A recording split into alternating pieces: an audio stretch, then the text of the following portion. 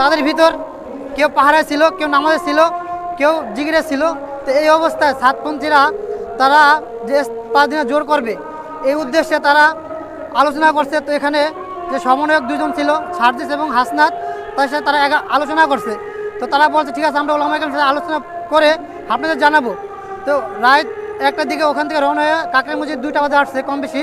তো তারা আলোচনা চলতেছে এই সময় যে তারা ওই সাতপন্থীরা ওই আমাদের সাথীদেরপুর তারা নির্বিঘ্নে এরকম অতিরিক্তভাবে তারা হামলা করছে ঘুমানো অবস্থায়, যে আমার মুসলমান ভাই, আমার দিনী ভাই, আমার বাবা, আমার মা, আমার বাবা, আমার ভাই, আমার ভাইস্তা যারা আসিল তাদেরকে জবাই করা হয়েছে। একটা মানুষ কিভাবে, একটা মুসলমান কিভাবে, একটা দিনের দায় কিভাবে একটা মানুষকে ঘুমন্ত অবস্থায় জবাই করতে পারে, কিভাবে তার ছুরি দিয়ে তার পেটে আঘাত করতে তার ভুঁড়ি বের করে ফেলতে পারে, কিভাবে তাদেরকে এরকম কি অন্ধকারে এরকম তাদেরকে অতর্কিতভাবে তাদেরকে পিটাতে পারে। তাদের এরকম দেশীয় অস্ত্র ছিল, তাদের হাতুর, চাইনিজ কুড়াল, এরকম তাদের রান্দা এবং দেশীয় অস্ত্র নিয়ে তারা এরকম তাদেরকে যে তাদের উপর যে অত্যাচার করছে, তাদেরকে খুন করছে, তাদেরকে শহীদ করা হয়েছে।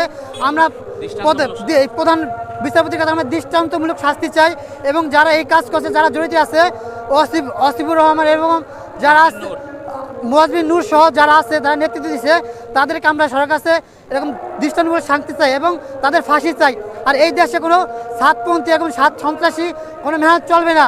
মেহনত চলবে একমাত্র কোরআন ও হাদিসের ওলামায়ে কেরামের নির্দেশে এবং দেওবন্দ দারুল ইসলাম যেভাবে বলে ওইভাবে। এখানে কোনো সাতপন্থী কোনো মূর্খর কথাই তবলিগ চলবে না। যারা নেতৃত্ব দিচ্ছে তারা কেউ আলেম না, তারা ইঞ্জিনিয়ার, তারা প্রফেসর। তাদের পূর্বের ঘটনা যদি আপনি খুঁজেন, তাদের বিরুদ্ধে অনেক মামলা আছে।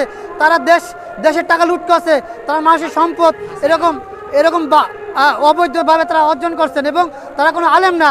তারা ঘুষ সুদ খেয়ে তারা তবলিগের সাইনবোর্ড লাগিয়ে তারা মাথায় পাগড়ি বেঁধে তারা এরকম কি দিনের ছায়ার ভেস ধরে তারা এরকম তাদের গুন্ডামি, তাদেরকে সন্ত্রাসী কার্যকলাপ তারা চালিয়ে যাচ্ছে। এজন্য আমরা সবার কাছে এরকম প্রতিবাদ জানাই, যারা সবাই এই কাজে প্রতিবাদ করে এবং এই সন্ত্রাসীদের, এই সাতপন্থীদের তারা যেন এই দেশ থেকে উৎখাত করে এবং যারা সন্ত্রাসী কর্মকাণ্ড চালাইছে তাদের ফাঁসি চাই। এবং এটাই আমার এবং সকল মুসলমানদের দাবি।